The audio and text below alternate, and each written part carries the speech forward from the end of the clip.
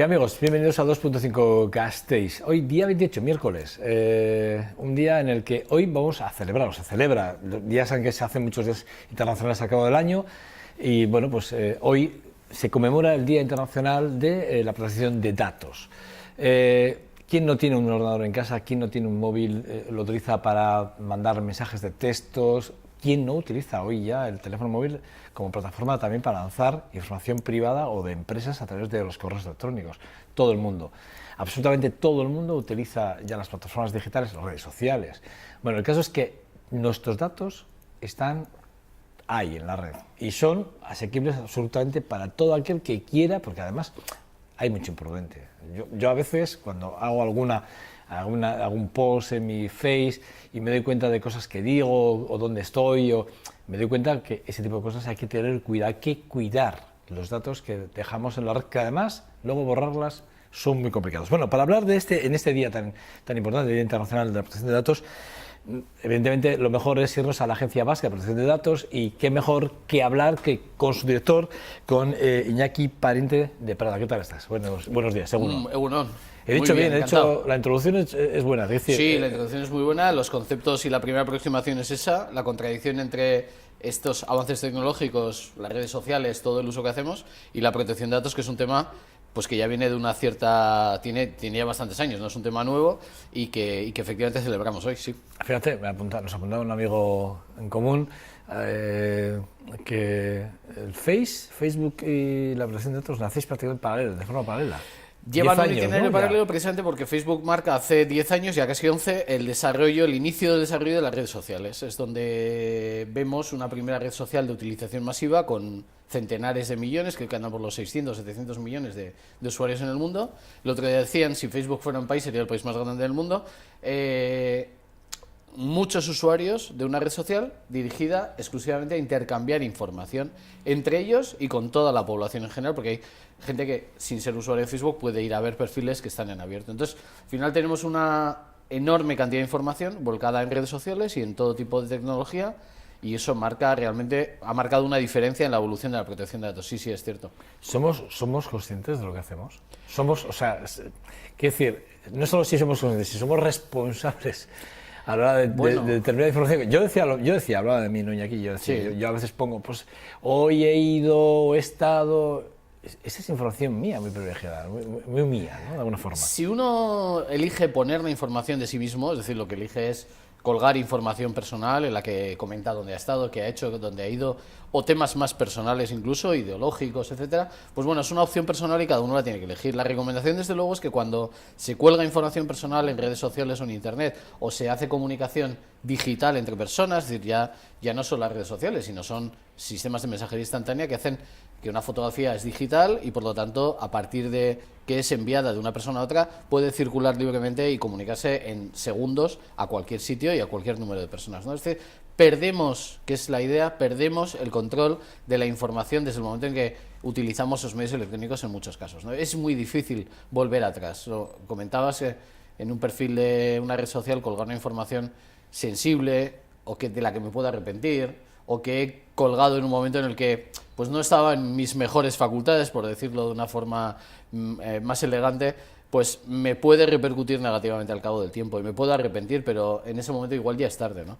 Sistemas como los actuales en las redes sociales, el etiquetado en imágenes, la geolocalización, en el que me va a decir una fotografía dónde estaba, con quién estaba, y no solo yo, sino terceras personas que estaban conmigo, y todo eso puede provocar perjuicios, etcétera. Efectivamente hay que pensarlo dos veces, y una idea muy básica en protección de datos es tener sentido común. Si cuando voy a hacer algo así, pensarlo un poquito. Una vez que hemos cometido el error, sí. ¿Se puede hacer algo? ¿Se puede borrar ese tipo de datos?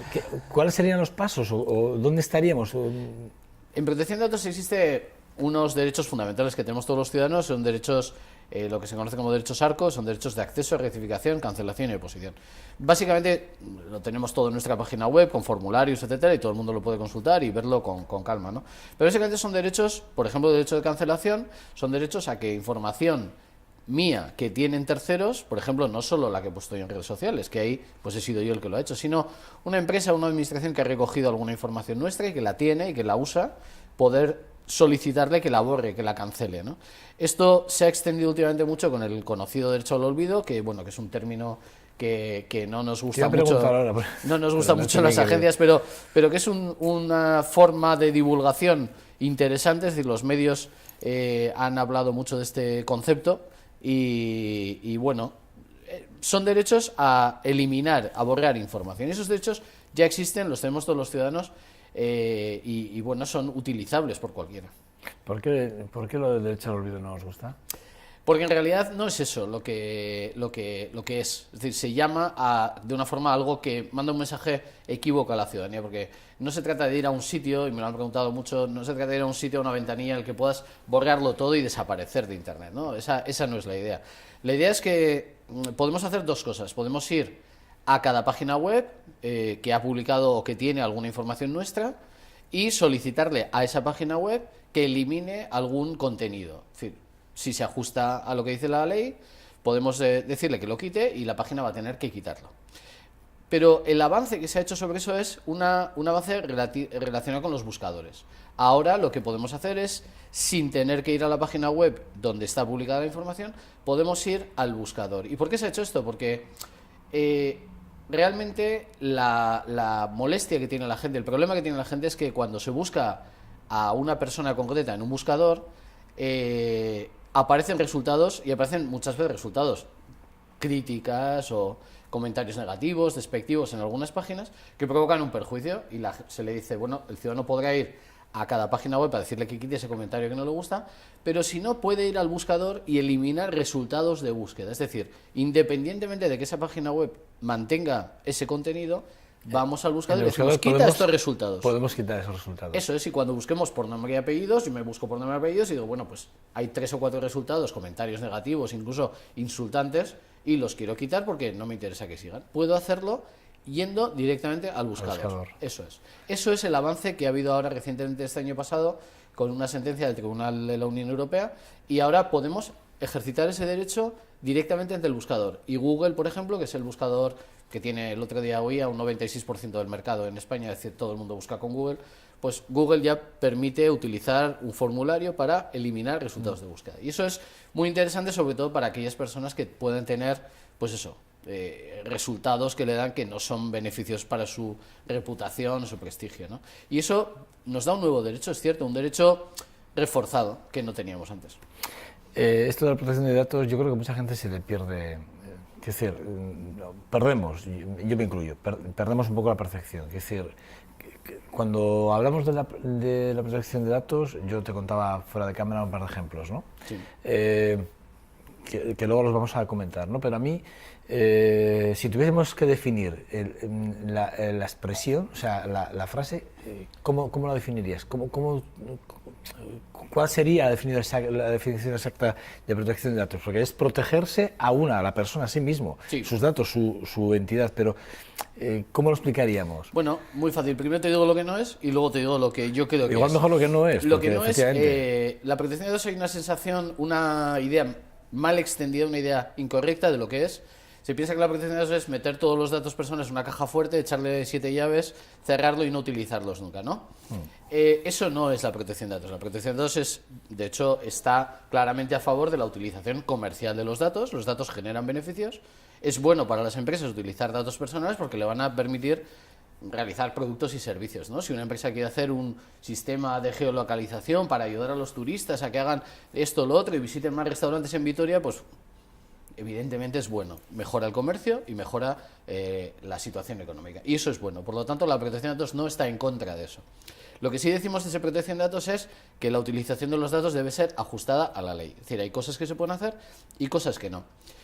¿Qué es la protección de datos? Pues la protección de datos es tan sencillo como un derecho fundamental derivado de la Constitución, derivado de tratados internacionales que tenemos todos los ciudadanos. Es decir, tenemos un derecho fundamental, un derecho humano más, que es el derecho al control sobre nuestros datos personales. Lo ha dicho el Tribunal Constitucional también varias veces, y en lo que se resume todo es que todo ciudadano debe tener permanentemente el derecho a controlar y disponer de sus datos personales. Tengo que saber quién los tiene, para qué los tiene, puedo decirle en cualquier momento que deje de usarlos, puedo oponerme, puedo controlar, tengo el derecho a ir a cualquier administración o empresas a decirles que no quiero que se haga este determinado uso de los datos o que los eliminen. Ese derecho, ese control, tiene que ser permanente. Eso es la protección de datos. Hay dos preguntas que me surgen ahí, porque nos encontramos con la compra online, ¿vale? Tú haces una compra online y al cabo de, imagínate, de un mes recibes de una empresa que tú no conoces de nada, Sí. que luego indagas y evidentemente dices, pues esto tiene que ser de que hice un día una compra no sé qué, y a partir de aquí mis datos aparecen en otro sitio y dices, bueno, ¿y cómo puede ser? Ese tipo de cosas es muy habitual. En protección de datos, uno de los problemas fundamentales es lo que se conoce como la cesión de datos. Es decir, cuando yo le doy los datos a alguien y ese alguien, una empresa o una administración, los entrega o los cede a un tercero. ¿Por qué? Puede ser simplemente para finalidades administrativas.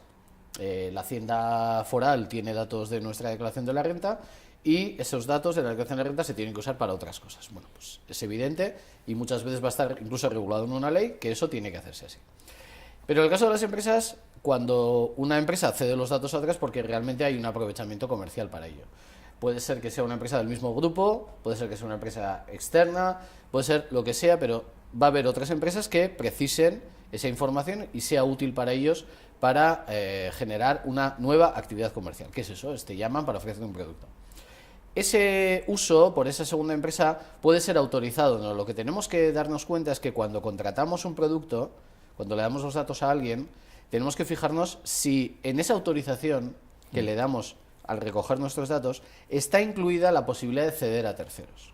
Es decir, si nosotros, la protección de datos siempre se basa en el consentimiento. Nosotros, como tenemos el control, somos los que tenemos que decir sí o no, le damos los datos, sí o no se pueden ceder a un tercero.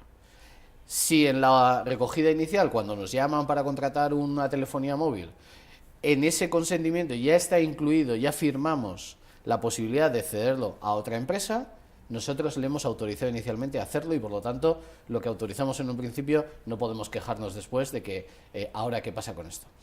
Esa cesión puede haber sido con consentimiento o puede haber sido ilegal, digamos, contraria a la ley, si no cuenta con nuestro consentimiento inicial. Entonces, en esos casos no siempre hay una respuesta clara. Puede estar bien hecha o puede estar mal hecha esa cesión de datos. Lo bueno es enterarse exactamente si concedemos esta cesión. Pero en el caso de que no sea así, lo suyo sería denunciarlo. Exactamente. En el caso de que nos llame una empresa y nosotros no tengamos constancia, no sepamos, hay una práctica, algo muy sencillo que es muy recomendable, que es una vez que cuando nos llaman para ofrecernos un servicio, iniciar la conversación no llevándonos a la oferta del servicio, sino preguntar. ¿Usted de qué empresa es? Dígame exactamente el nombre de su empresa, dígame por qué tiene mis datos personales, quién se los ha cedido, y decirle expresamente por qué estas conversaciones se graban, quiero ejercer mi derecho de cancelación y quiero que ustedes borren mis datos personales. Normalmente cuando en esa conversación iniciamos esta línea, lo que van a hacer es cortar la conversación o dirigirnos ya a un servicio de reclamaciones, pero desde luego no vamos a seguir recibiendo llamadas. Esto estamos hablando de empresas serias o medio serias. Esto es muy importante que acabas de decir, es súper importante. Quédense con esto que acabo de decir, porque yo creo que es una de las claves, porque todos recibimos alguna llamada que otra en casa, de una compañía telefónica. A mí me ha pasado recientemente. Sí. O sea, a todos llamarme una compañía telefónica, con lo cual yo, ni sabía que existía, y decir, bueno, ¿y estos señores cómo tienen mis datos? Y pasa una cosa, que cuando hablamos con empresas o hablamos de empresas que son empresas nacionales, incluso todavía más cuando son empresas locales de telefonía, tenemos el ejemplo de Euskaltel y de otras, nos encontramos con que el grado de respeto en esta cuestión es muy alto. Es decir, que cuando hacemos este tipo de observaciones, cuando nos llaman para ofrecernos de este tipo de empresas y le hacemos la observación, enseguida vamos a notar una reacción positiva, además, en la que nos van a decir, bueno, efectivamente tiene usted el derecho, vamos a dirigirle al departamento correspondiente, vamos a hacer esta medida y tal. Lo que pasa es que tenemos que tomarnos pues un poco esa pequeña molestia de hacerle notar a esa empresa, decir, no, usted no tiene por qué tener esto, quiero ejercer ese derecho. Hay una pregunta que te hacía también fuera de cámaras que me gustaría que pues somos aquí en común con nuestros seguidores, y es la siguiente, es un ejemplo muy claro, un aula de un colegio, cualquier colegio, va el profesor en mitad de la clase y dice, Pepe, su materia, dice, tienes un 3,5, Luis, tienes un 2,8, Marisa, tienes un 9,5. Quiero decir, ¿hasta qué punto esos datos que el profesor hace público en una clase de 22 o de 23 o lo que sea de niños, es decir, no es vulnerar los datos, o sea, digamos, el dato personal, porque choca, Sí, yo te cuento esto porque hay una seguidora del programa, nos ha hecho una pregunta concretamente. Sí. No, es que encima, en el caso de que haya ese niño, un niño con una baja nota, con problemas de autoestima, con problemas encima Claro, de... todavía se suma todo, Claro, o sea, si encima el profesor va y hace esto, ¿eso hasta qué punto es legal, no es legal? Si se puede hacer algo o no, si el padre podría... Bueno, el tema de los colegios también, lo que tengo que decir es que hay una gran preocupación y de hecho muchos colegios ya se han ido adaptando estos últimos años a hacer las cosas mejor. Podemos recordar aquellos años en los que, para empezar, se decían las notas en clase, pero luego en la universidad y en los colegios se ponían en la parte de fuera, de clase el nombre, apellidos, DNI, nota obtenida. Incluso nos podemos encontrar con una lista que habían sacado de algún sitio que incluía domicilio u otros datos y se ponía en un tablón. Bueno, afortunadamente todo esto va pasando. Es decir, la universidad, por ejemplo, ya no hay sistemas de tablones ni de listas generales, y en los colegios cada vez menos hay estos sistemas, ¿no? Pero siempre hay profesores recalcitrantes pues que no entran un poco en esta idea de que no es posible, y volvemos a lo que comentaba antes, el profesor tiene un dato personal de cada uno de los alumnos. Es un dato personal que es la nota obtenida en un examen. Y lo que no puede hacer es una cesión. De lo que estamos hablando es que lo que hace es hacerlo público a otras personas que no es el alumno que ha obtenido la nota, que es al que le tengo que decir la nota obtenida. Solo a él y a nadie más. Si lo hago a terceros, estoy vulnerando la ley porque estoy haciendo público un dato personal y no puedo hacerlo público sin el consentimiento y tengamos en cuenta que son menores, por lo tanto tendría que tener el consentimiento incluso de sus padres, ¿no? Todo esto en el ámbito de los colegios está dando muchos problemas, está evolucionando mucho con el tema de las imágenes, grabaciones de actividades extraescolares, las páginas web y la ubicación de fotografías en las páginas web, grabación de actividades que se hacen en el mismo colegio, etcétera. Todo eso yo creo que está habiendo una evolución muy importante en los colegios y se están adaptando mucho. Teníamos hace poco una consulta también con la grabación, la ubicación de cámaras web en guarderías o en aulas de niños pequeños de 2 o 3 años, para que los padres puedan ver lo que hacen en clase, lo que hacen durante el tiempo que están en la guardería, desde el teléfono móvil o desde el trabajo a través del ordenador. Y eso ya nos han preguntado y en algunos casos pues pueden plantear problemas. Tenemos que tener siempre el consentimiento de todos los padres de todos los niños de la clase para poder hacerlo, y tampoco perder de vista que en el colegio trabajan personas, es un lugar de trabajo. Y estoy grabando a personas que están trabajando y eso tiene una problemática distinta. Es decir, no es un tema sencillo. Poner una cámara no es un tema sencillo. Decir las notas en clase no es un tema sencillo. Creo que, y es una cuestión que cuando uno se acerca a la protección de datos va viendo, la protección de datos, todo este tema abarca casi el día a día, casi muchísimas facetas de la vida y del día a día de las personas. Por eso igual el día, porque hoy es un día muy especial. ¿El porqué del día? Bueno, se eligió hace ya 7 u 8 años, se eligió esta fecha porque el 28 de enero de 1981 se firmó el primer convenio internacional, un convenio europeo sobre protección de datos personales. Es el convenio que marca el inicio. Y estamos hablando de 1981. Y además, y es una cosa que me gusta señalar mucho, es un convenio que regula el tratamiento automatizado de datos, es decir, el tratamiento informático. Y en el 81, vamos, creo recordar, yo empecé a ver ordenadores por allá por el 89, 90, es cuando empecé a ver ordenadores por aquí, ¿no? Pero en el 81 ya había una preocupación con lo que venía de la informática. Y en el 81 ya está, y hay que ver hasta dónde hemos llegado, ¿no? Tantos años después.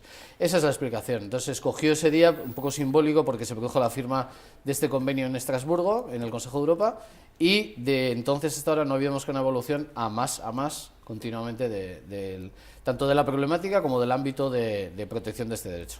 Bueno, hoy presentáis, creo que este estudio, un estudio que me habéis traído, que es un estudio cualitativo en entorno de la protección de la ciudadanía sobre la protección de datos y la transparencia, informe y resultados de este informe. Hoy 28, día 28, Día Internacional, es cuando hoy se presenta este estudio. Este estudio que ¿qué es lo que va? Quiero decir, es público, supongo que lo tenéis en la página web, ya Está colgado. colgado en la página web desde ayer, sí. Quiero decir, ¿en qué nos puede ayudar este Bueno, informe o lo este que nos- estudio? lo que en un nos momento gusta- determinado? ¿Dónde nos va a dirigir? Lo que nos gusta hacer cada año, intentamos conocer, bueno, dentro de las limitaciones económicas que tenemos, como todos, y ajustándonos mucho en el precio y en todo lo que hacemos, ¿no? De hecho, esto lo hemos hecho aquí en una pequeña imprenta de Vitoria, casi de una forma artesanal, ¿no? Intentamos hacer un pequeño informe en el que veamos la ciudadanía qué necesita, qué consideración tiene la protección de datos, si la conoce o no la conoce, si la percepción va en aumento o no. Y bueno, lo que sí vemos es que el conocimiento de la ley, de los derechos, es algo que poco a poco va incrementándose entre la ciudadanía.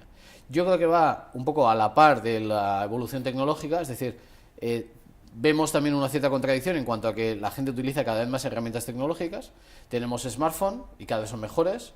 Un smartphone ya no es un teléfono, es decir, hoy pensar que llevo un teléfono móvil es algo absurdo, es decir, lo que llevamos es un ordenador. Un ordenador, El teléfono móvil tiene la misma capacidad de almacenamiento y de procesamiento que un ordenador portátil hace 7, 8 años, es decir, ya son ordenadores impotentes, con conexión permanente a internet, y los llevamos siempre encima, simplemente sacándolo del bolsillo ya puedo mandar, conectarme y hacer muchas cosas, ¿no?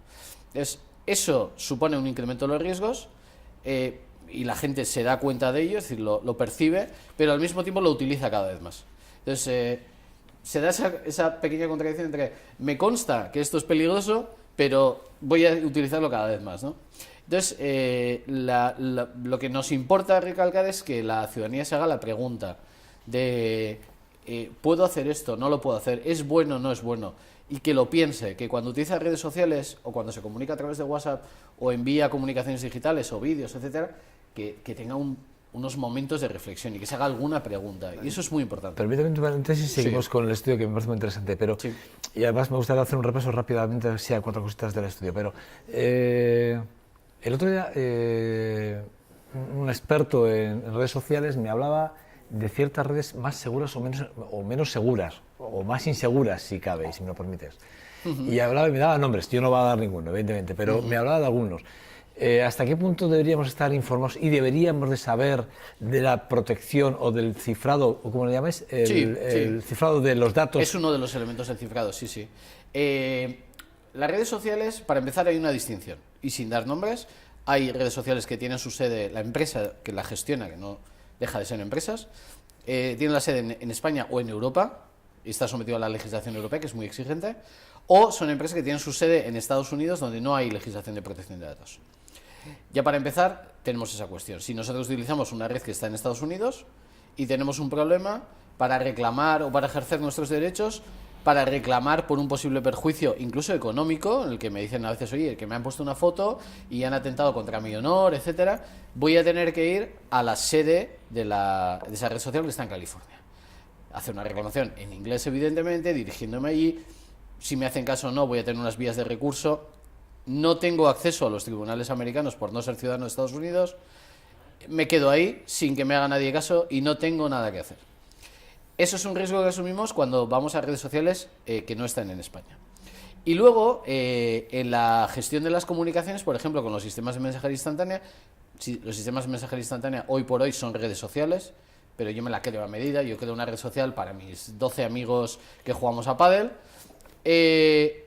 Esa pequeña red social, las comunicaciones que hace el sistema de mensajería instantánea, pues pueden ser cifradas o no, o pueden tener algunas medidas de seguridad más o menos, pero también el tema de WhatsApp, también hay que decir que es una empresa que está en Estados Unidos, y volvemos al mismo problema en el caso de una No quería reclamación. mencionar lo del WhatsApp porque concretamente es el WhatsApp, la empresa que me dijeron que concretamente no tiene exactamente...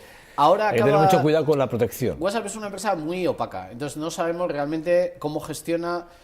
Dicen que no guardan los mensajes ni las fotografías que nosotros intercambiamos, sino que simplemente quedan en el destinatario y ellos no guardan copia, pero tampoco lo sabemos porque nadie ha ido allí a verlo, ¿no?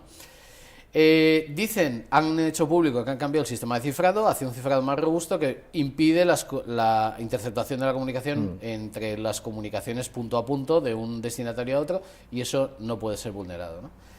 todos son comunicaciones que hace la propia empresa y bueno, pues en cada uno está el darse cuenta o no. Yo hay una cuestión muy sencilla en este tema, que es ¿para qué utilizamos para qué usamos cada cosa?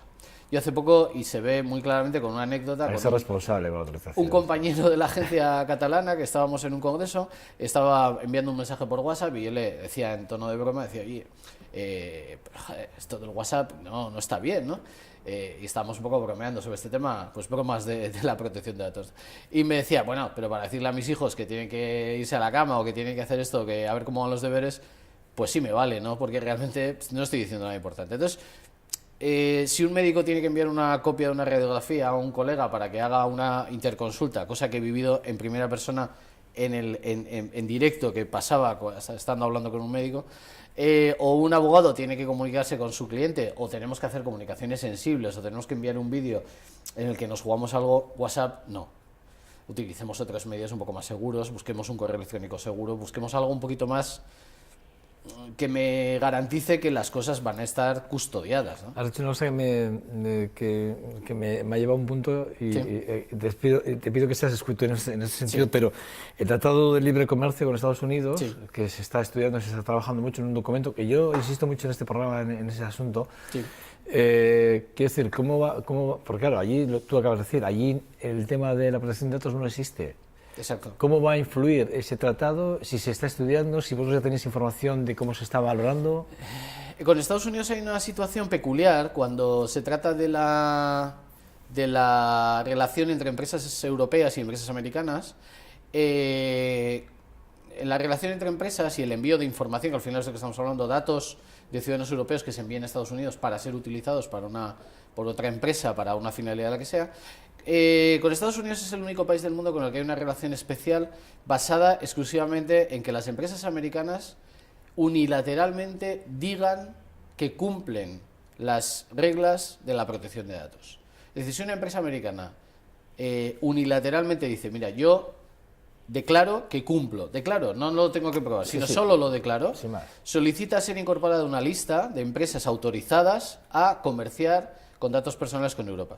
Eso viene de una presión que hubo por Estados Unidos a la Comisión Europea hace muchos años, en la que se estableció un sistema que no tiene ningún otro país del mundo. Las relaciones comerciales Europa-Estados Unidos son tan intensas que requerían, en su caso, un tratado especial.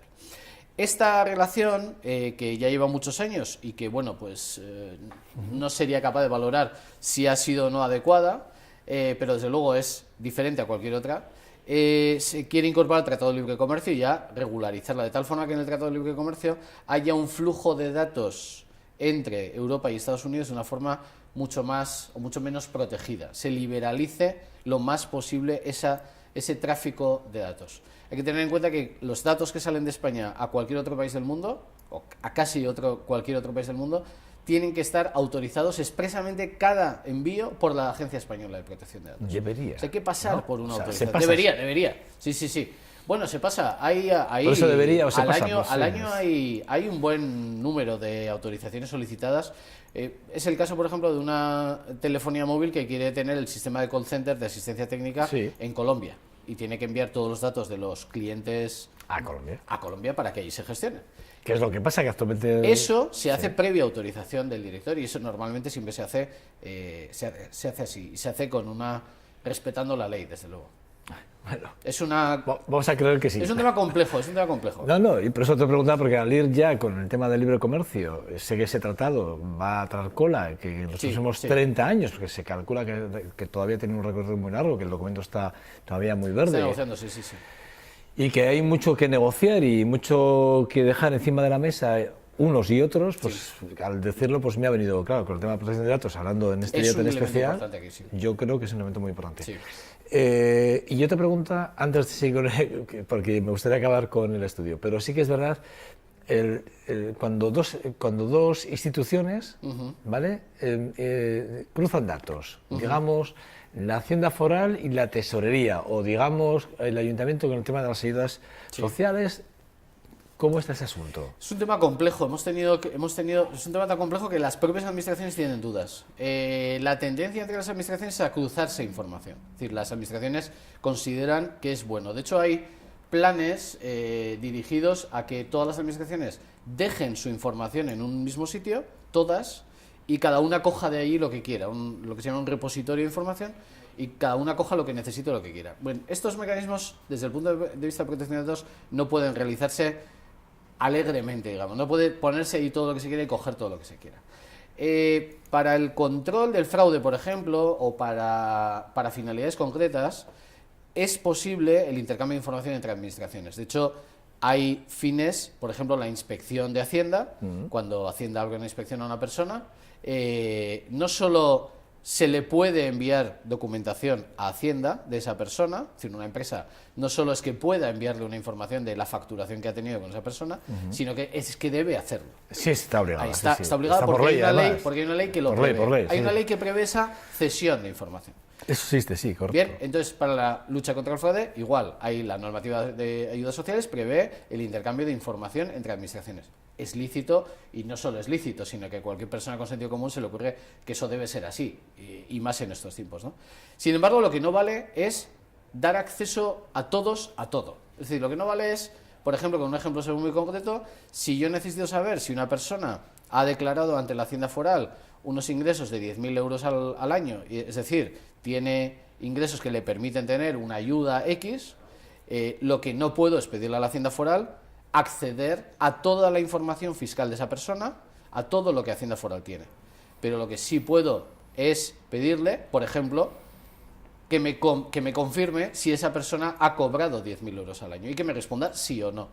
El objetivo que consigo es el mismo. Yo le tengo que controlar y si Hacienda me responde que sí, ya sé que me ha Pero declarado no le envíes correctamente. toda la información del expediente, porque eso es lo que ni no tienes que enviar toda la hacer. información, ni otros mecanismos que también tienden a hacerse entre administraciones, que es darse acceso. Te genera un acceso y tú ya mirarás todo lo que quieras de cualquier amigo. ciudadano. Vale, Entonces, ese tipo de formas, como un ejemplo, porque hay muchos otros y es un tema ¿Pero muy esto complicado. pasa? ¿Esto pasa, Iñaki? Eh, ¿Tenéis denuncias de este tipo? Las administraciones quieren hacer estas cosas. El ciudadano normalmente no se entera, porque cuando llega, pues simplemente le llega una revocación de una ayuda, o le llega un procedimiento de inspección, o le llega lo que sea, y una sanción o una consecuencia jurídica, ¿no? Pero no por la vía de denuncia, sino lo que es más importante es que normalmente las administraciones que se plantean este tipo de cosas, se plantean hacer estos intercambios, lo bueno es que nos preguntan antes. Porque lo que quieren es hacer las cosas bien. Es decir, no quieren encontrarse en un supuesto en el que 10 años después acaben en los tribunales y tengan que devolver todo y les saquen los colores diciendo lo has hecho mal, ¿no? Nos preguntan y nosotros les decimos así, sí, y normalmente lo que hacen es hacerlo como nosotros lo decimos. Iñaki, sé que tienes que marchar, me están diciendo que tienes que marchar a todo correr. O sea, que no podemos ir adelante, pero bueno, el estudio lo tengo yo. Aconsejar a todos los que nos estéis viendo en estos momentos, están viendo esta entrevista con el director de la Agencia Vasca de Protección de Datos, con Iñaki Parente, bueno, pues que ya saben que pueden a través de la página acceder a este documento que se colgó ayer. Yo ayer no tuve acceso a él, que lo sepas, que estuve ahí pues, errando. Estaría subiendo. Estaría subiendo ese seguro. Sí, No, a ver, sí. yo entré tarde además, quiero decir que bueno. Pero bueno, este documento lo tienen y que yo y aquí el director de la agencia les aconseja seguro que entren, que lo lean y bueno, pues que seamos más seguros, que es lo que creo que hay que ser. Y un día como hoy tomemos conciencia de lo que hacemos en las redes sociales, que es, digamos, esa parte tan íntima a la que todo el mundo tiene acceso hoy por hoy, ¿no? De alguna forma. Iñaki, de verdad, muy agradecido por hacer esta 2.5 Gasteiz. Ha sido una entrevista que yo creo que la van a valorar muy positivamente los televidentes y los seguidores de este programa. Gracias. Y esta es tu casa, esa es, como quieras. No, efectivamente. Gracias a vosotros, los medios hacéis una gran tarea de difusión. Me parece esencial que hagamos este tipo de cosas y a vuestra disposición todas las veces que queráis. Muchas gracias, Iñaki. Gracias. A ustedes, nada, les espero en 2 segundos que vamos a una tertulia. Hasta ahora.